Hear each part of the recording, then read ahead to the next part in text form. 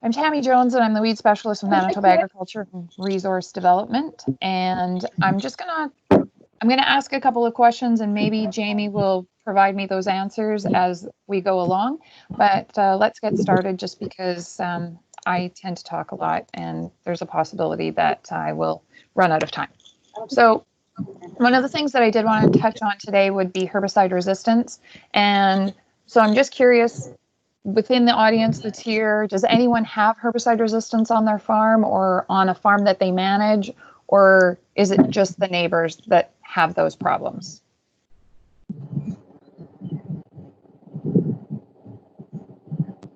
Just the neighbors? Okay.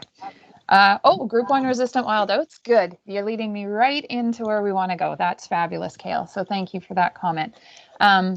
Okay, so if we look at herbicide resistance in Canada and the number of unique cases, the last time that Hugh Becky put a slide together, we were looking at about 76 different cases or unique instances. Group 2 resistant wild mustard and the group 2 and 9 resistant kochia. Okay, now we're getting there. Now we're getting all the fun ones. So that's great.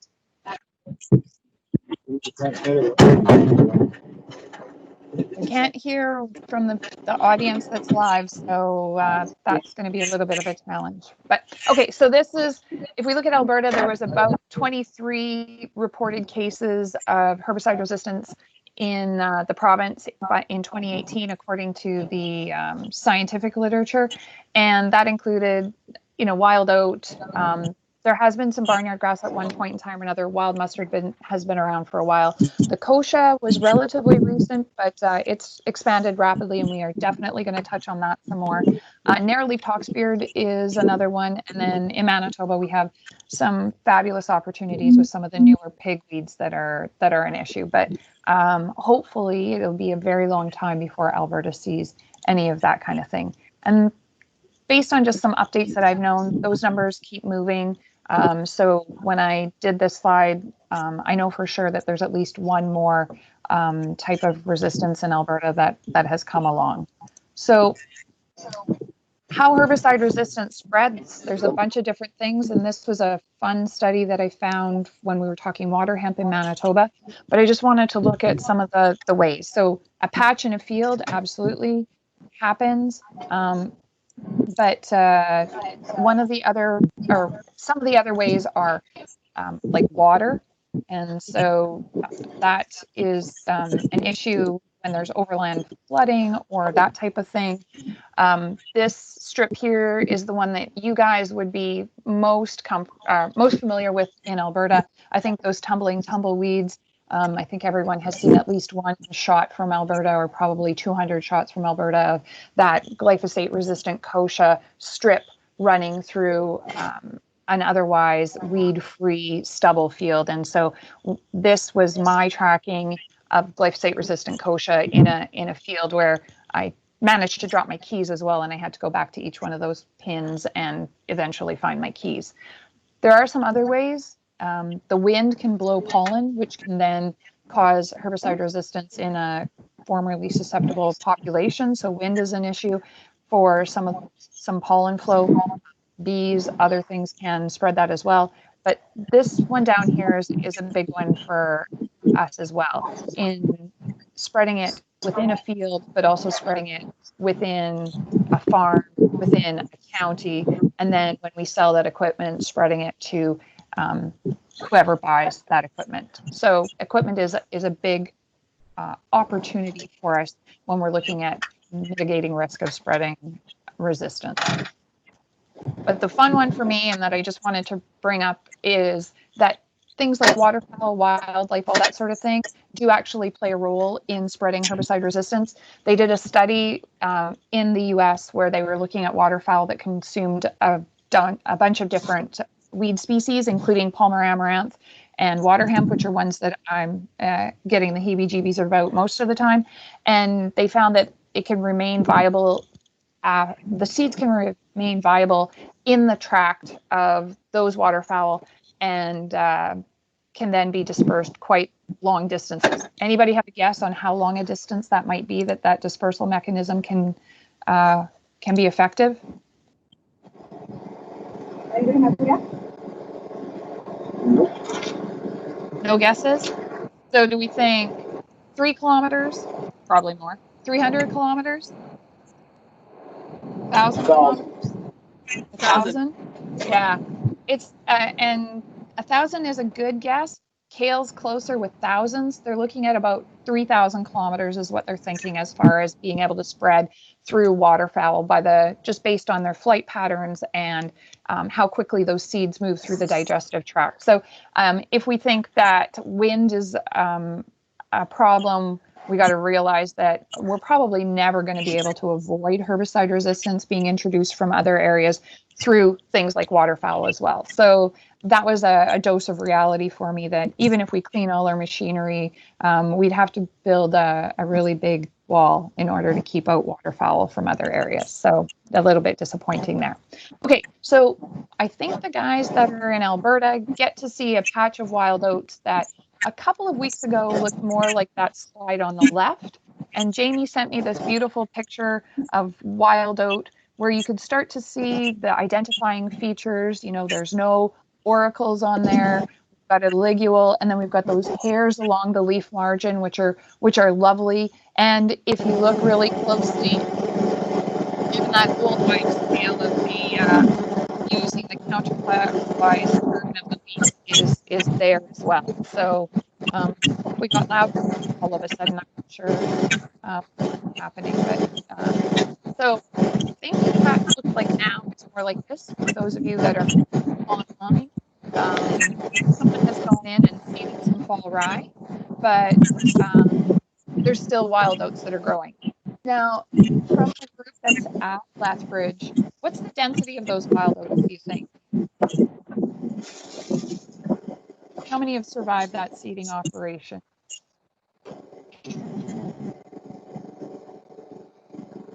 Yeah, I agree with Autumn that there is a bit of background noise. But any guesses on density here?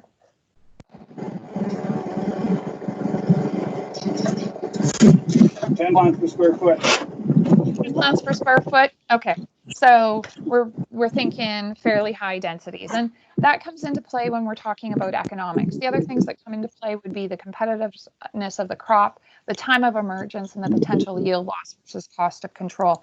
And the reason I bring this up is because I go, in Manitoba anyway, we go back to O'Donovan's work as far as what the potential yield loss is with wild oats. And this was great work that was done a long time ago. Here we're using number per square meter instead of square foot, but you get the idea.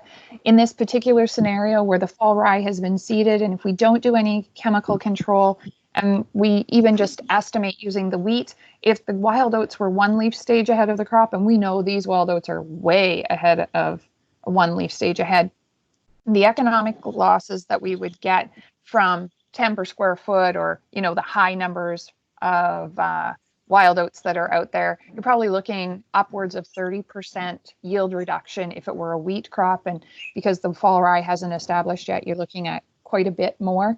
Now, if the wild oats were at the same leaf stage as the crop, you would see less reduction in the potential yield.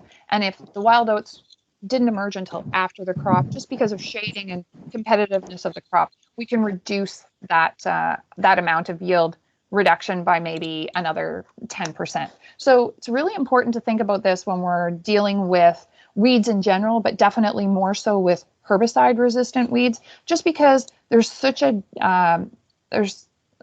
limitation on the effectiveness of those herbicides. Now, I had asked earlier, and we had both group 1 and, oh yeah, Jamie, it is much better. Thank you so much for that. I hope it's okay at your end. So spray decisions, does anyone use something like this for their spray decisions when it comes to controlling wild oats?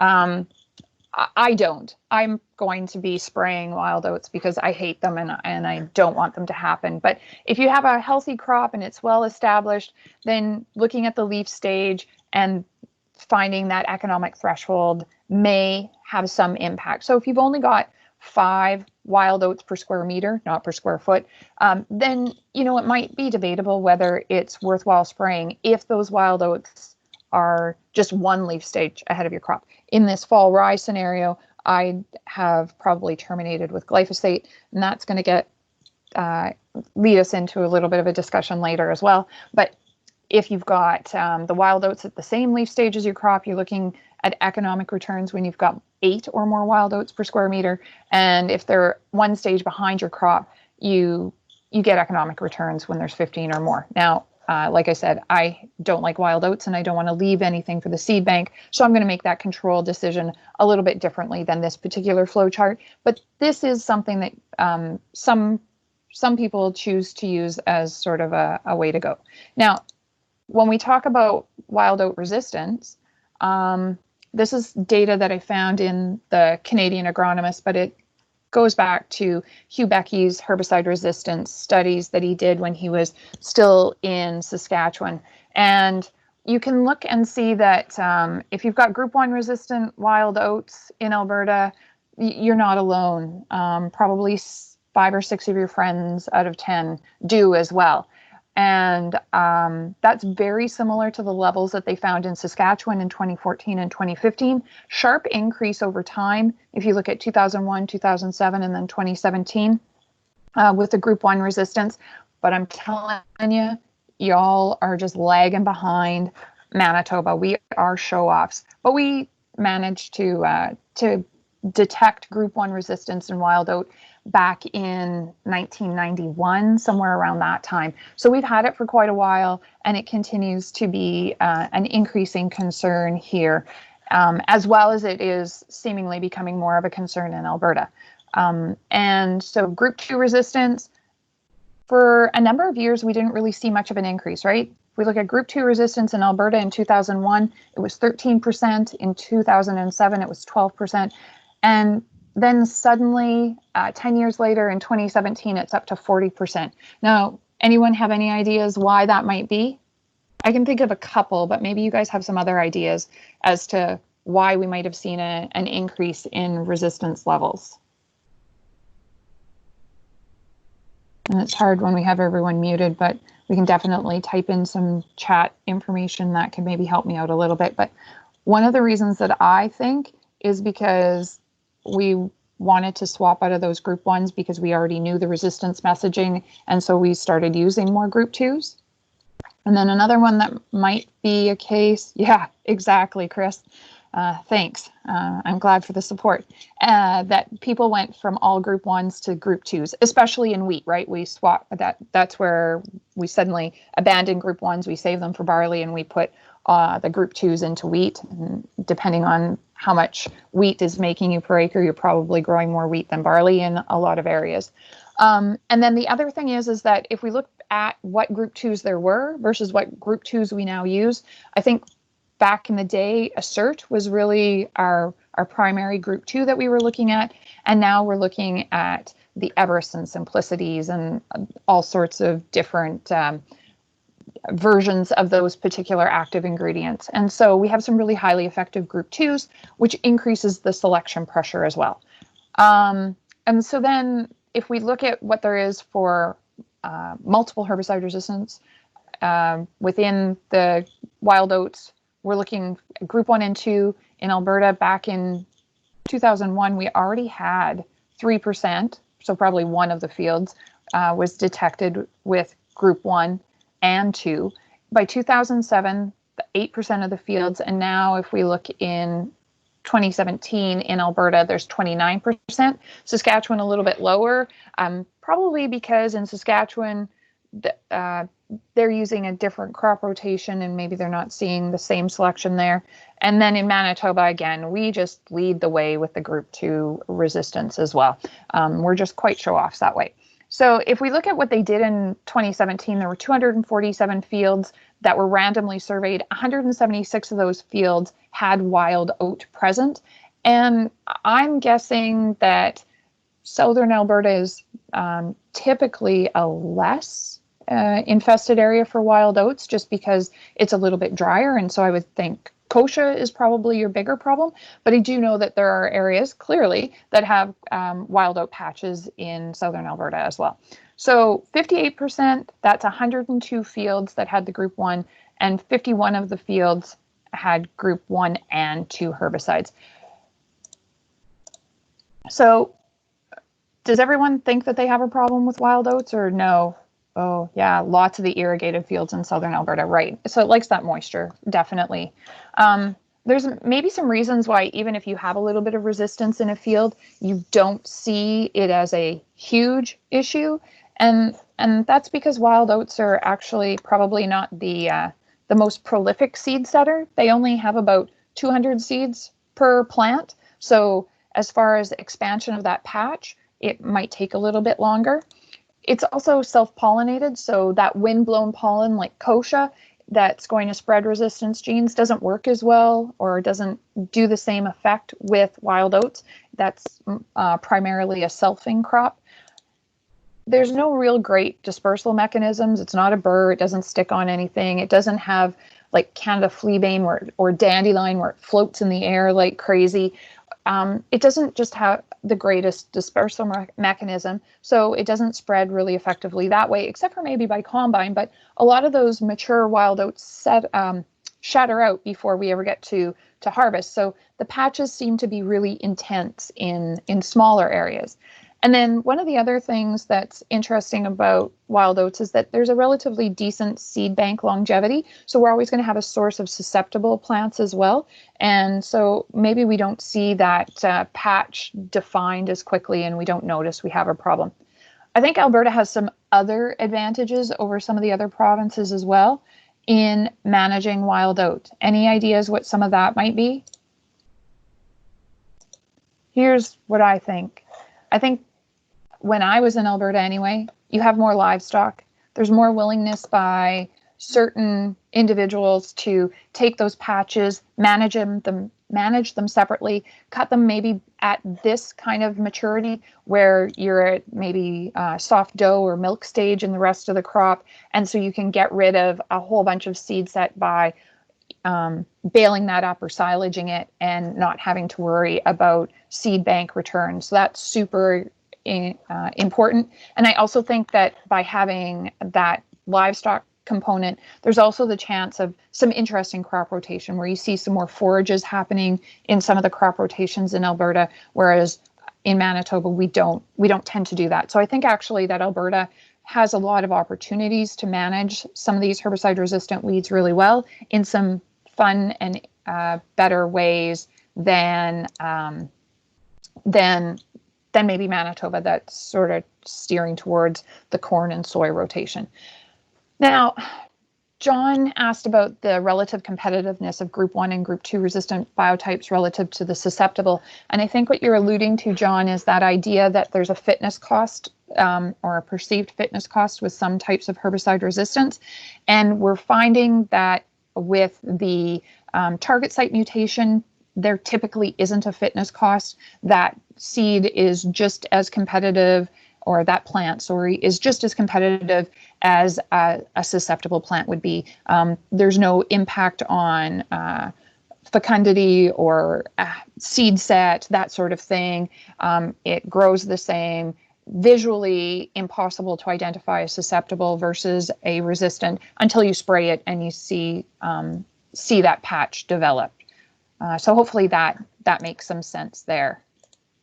Okay, so I just wanted to run through just an idea of what your wild oat control options are in wheat. What I just implied was an easier crop because you've got group 1s and group 2s. And I took the group 1s out because, we've got a fairly high level of resistance there. So we see the group 2 resistance developing pretty quickly as well. And if we take those group 2s out, then we get a bit of a more bleak picture. So looking at those 3 that I have in yellow, and of those, only 2 of them are actually rated for control of wild oat.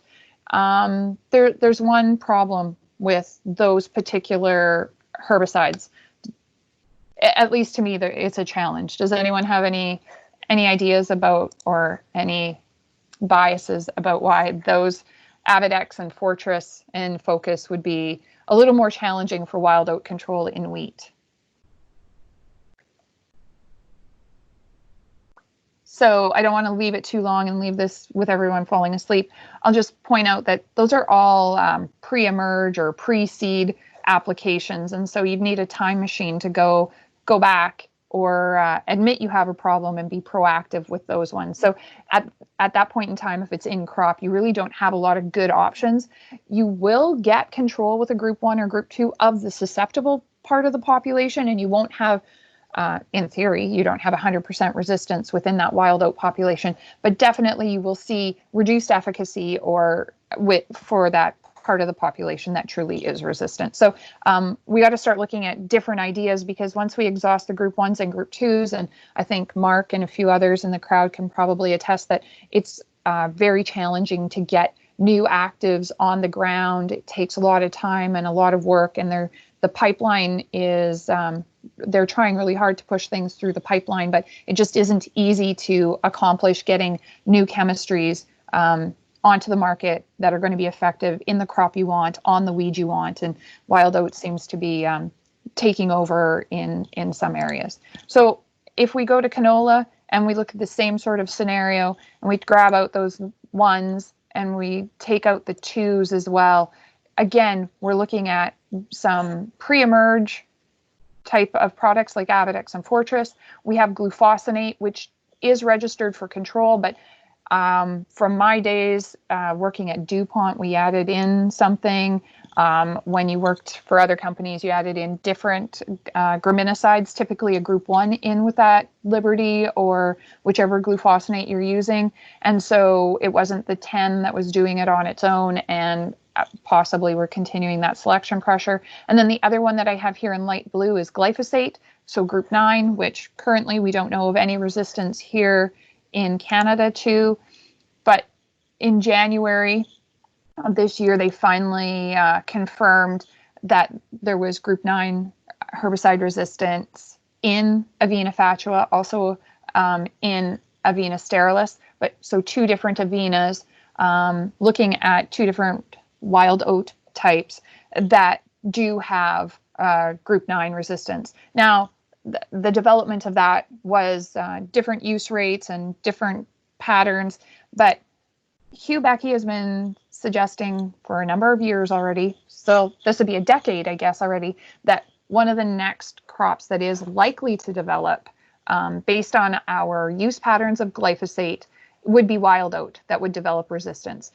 He predicted in 2010 that Kochia would, and he was clairvoyant next year that we discovered or determined that there was some resistance there. But wild oat is another highly probable one, and that's pretty depressing. So so before I go on, so John, this is a great question. Do the DIMs control group 1 resistant biotypes? So there's actually, that I know of, 7 different mutations within the group 1s that confer resistance to some of the DIM, or well, either the DIMs, the FOPs, or the DENs, so the 3 subfamilies within the group 1s. And depending on which mutations you have will determine what your cross resistance patterns are. So it really does depend on which of those 7, or if you have all of those mutations within that wild oat population, what your cross resistance patterns are. So no guarantee that one's going to work and another one's not going to work. And there is also some evidence that there is non-target site mutation or non-target site resistance within some wild oat populations as well, where then we're looking at a whole new ball game as far as what the resistance patterns might be like. So really, how are you going to know unless you collect seed and send it in for resistance testing or spray it and hope for the best?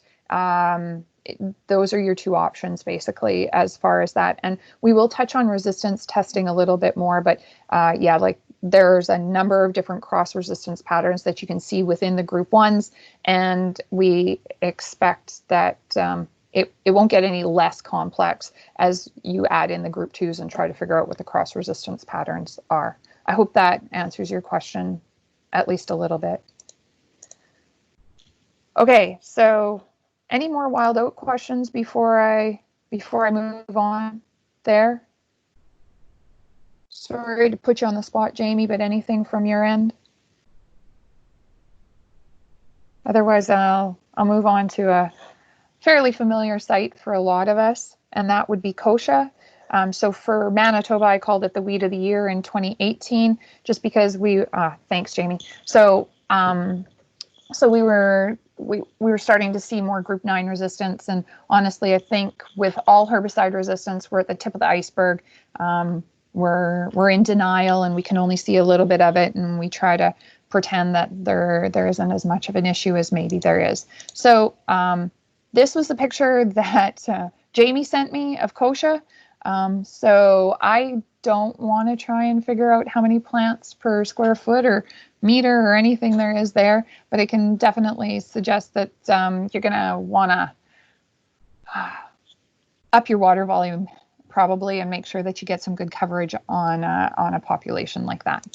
So the occurrence of glyphosate-resistant kochia in Alberta, does anyone not have some level of glyphosate-resistant kochia somewhere nearby? It seems to be spreading quite quickly.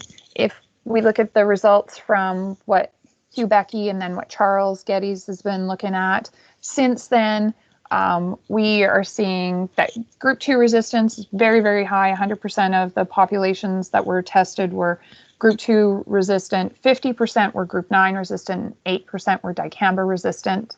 So 10% of those samples, based on what Linda Hall has said and the other reporting, there's definitely lots of potential for that cross resistance. The good news is, unlike the wild oats where we don't see any fitness costs, with some of the group 4 resistance, we are seeing that there might be a resistance cost, especially with fluroxypyr. So that might be an opportunity for us to not see it spread as quickly, because we can use that fitness cost to our advantage.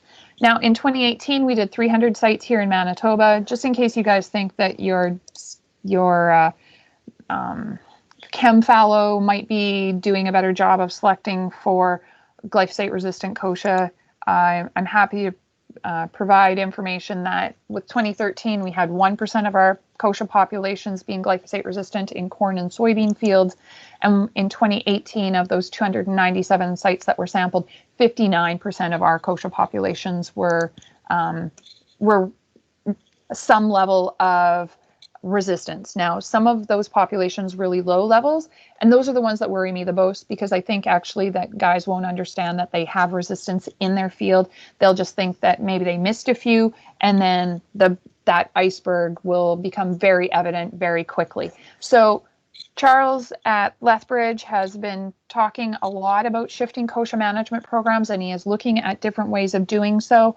So looking at alternative herbicide sites of action, especially in that pre-emergence type of scenario. The challenge is always that most of those pre-emerges require moisture for activation, and sometimes we just don't get it when we need it. We need to look at continuing to look at stacked traits within our herbicide tolerant crops, because that provides new tools for us. And the big one is this integration of non-chemical tools into the current weed control programs. And like I said, silaging in Alberta was one of the things that I think is a great idea. So if we look at control options for kochia in wheat, for instance, and I'm going to just take out those group 2s. We know that they're not super helpful. And we want to look at multiple modes of effective action. So we drop out some more group 2s. We're looking at 4s and 6s as being our primary mechanisms. Group 4s, we're already seeing some levels of resistance. And if we think 6s, that's a contact herbicide like bromoxynil. And based on the label, you really need it to be 2 inches tall or less in order to have really good control or consistently high levels of control with those types of contact herbicides. So really a huge challenge to use those. And so I think we're going to run out of herbicide options really quickly if we don't manage our rotations really well. And the other options that we do have are like the Fierce, the Focus, and the Fortress. Some suppression there. You know what? I think at some point in time, we got to think about suppression as being a start to our weed control program, so that our in-crop does a better job, because we've got more smaller weeds or more susceptible weeds because they're just a little bit weakened off. So I don't love going with that message, but I think at some point in time, suppression might be all that we can manage with certain treatments. So if I looked at control options in canola for kochia, it's a very long list of things that you can spray, but a very short list that have kochia on the list.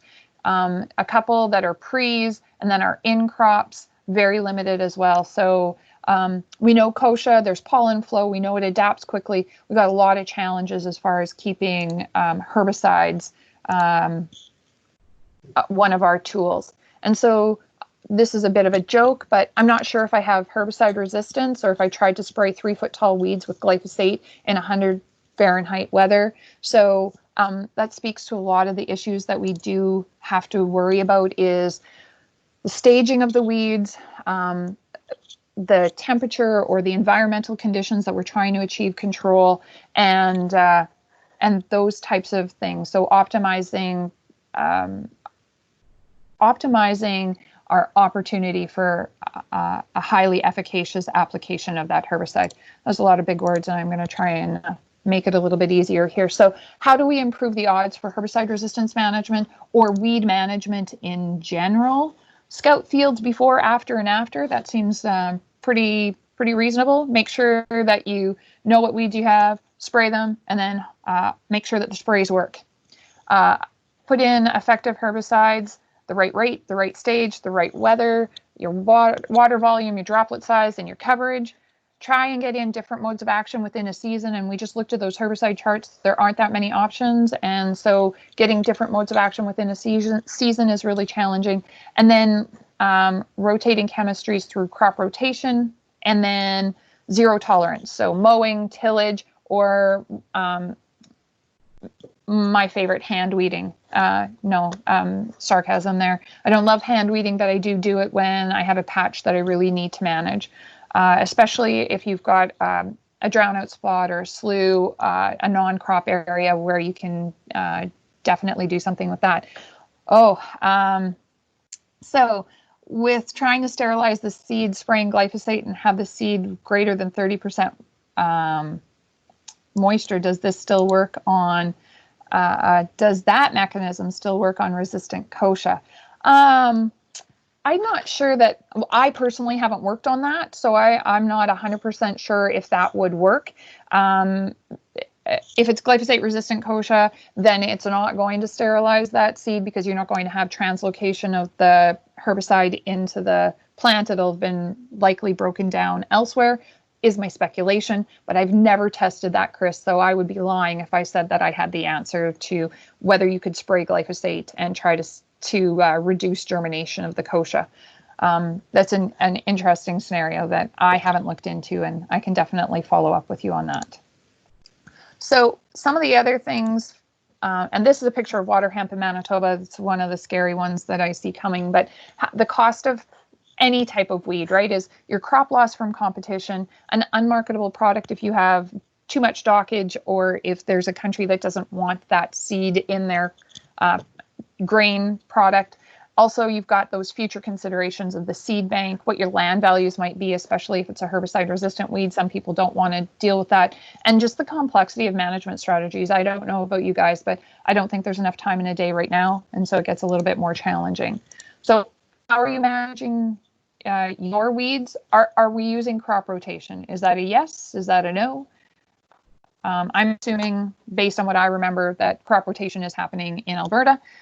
There's some crop types that we can look at.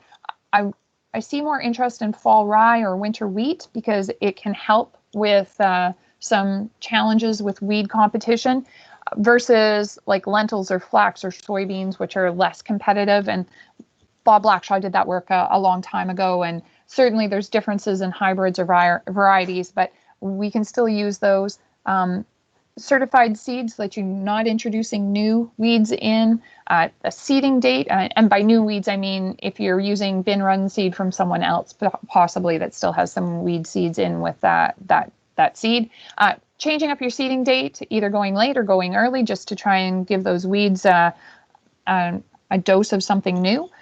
Increasing your seeding rate. So some others, plant pathologists, for instance, or those that are paying for the seed don't like that idea. But for me, if I'm trying to increase crop competitiveness and close those rows, I'm trying to increase the seeding rate or change the row width.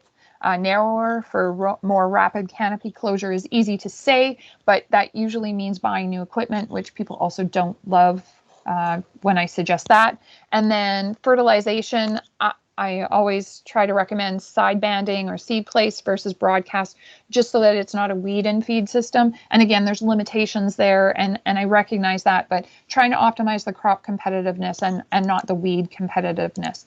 And then harvest weed seed management. So Brianne out of Alberta is looking at, Brianne Tideman is looking at harvest weed seed management as one of the things. She's told me great results with the integrated Harrington weed seed destroyer, however you want to call it. And she's looked at the others as well. And it's basically a mill that crushes those weed seeds so that they're non-viable.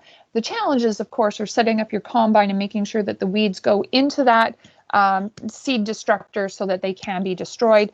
In Australia, they're also looking at chaff carts and chaff lining, getting rid of those weeds or concentrating them in just a small area so that it's less of an impact on the whole field.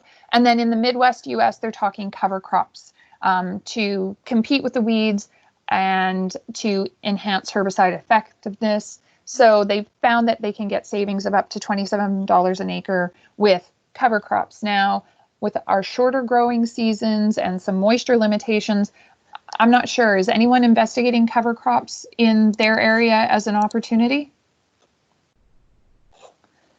And I'm just going to wrap up here and just another plug for Charles, that he does a whole bunch of herbicide resistance diagnostic testing, and that there is important steps to take when you are doing that collection of seed. You do need to have quite a bit of seed to make sure that there is weeds to test, or that the seeds will grow. And I'm just going to end it there and ask if there's any questions. It's daunting sitting here talking to you and not being able to have that same interaction. So I miss the rapid fire.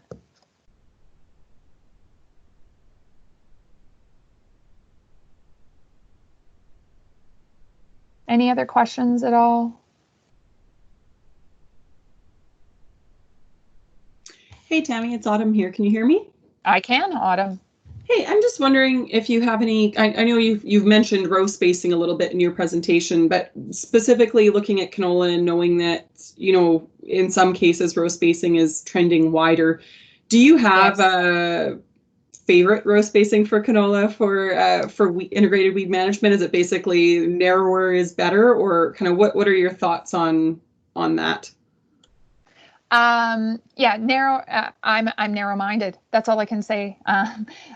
So certainly, my experience is more with the dangers of row crops that are less competitive. I find canola being a more competitive crop, that we have less of a challenge, and so I'm not usually asked that question about canola. But if we look at soybeans and we look at 30-inch rows, we're out of luck at ever getting canopy closure.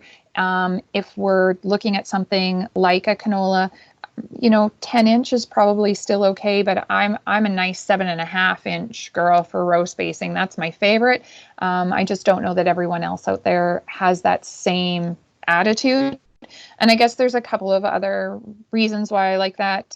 I just like a nice upright plant. I remember trying to swath carragana plants if we go too far apart and have all that branching. And so it's not my favorite with canola. I like nice straight soldiers, but sometimes we don't get that perfect conditions and perfect emergence, and there are other issues that happen. But from a weed perspective, I think canola is a better crop than some of the ones that we're working with, and so I like the competitiveness of it.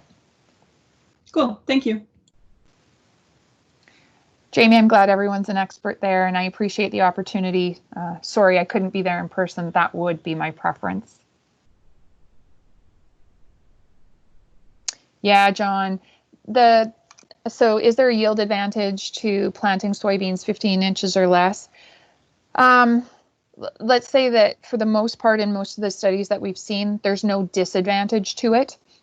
And I think that as we work more toward, or as we move more towards having some challenges with glyphosate resistant kochia, when we have other weeds, even wild oats that have some group 1 resistance in there, and if we ever get to glyphosate resistance, then we'll see more and more yield advantage in those types of scenarios with the narrower row spacing. So it's not a disadvantage in most times, but it hasn't necessarily been tested in a lot of herbicide resistant patches, I guess would be where I'm thinking.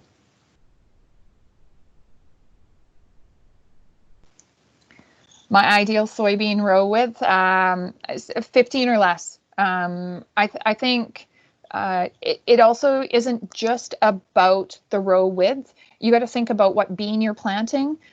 If it's bushier type, then you're going to have a better chance of canopy closure. At least in Manitoba, there's no chance of row closure with a 30-inch row. And from what I know of the experiences in Alberta, really challenging to get a soybean to mature even. So I would suggest that it would be a challenge there as well. But so 15 is good. Even solid seeding is nice with soybeans from a canopy closure perspective. Thank you, Tammy. Everybody here is going to say thank you right now with a round of applause. Do you hear all that noise? They love you. That's amazing. You guys are the best. I miss you so much. Thanks so much, Tammy. And I know this was awkward. We're lucky to have a few people here because the rules are getting better, but we'll hope to see you out next time. Hugs to everyone, virtual hugs. Have a great day, guys. See you later.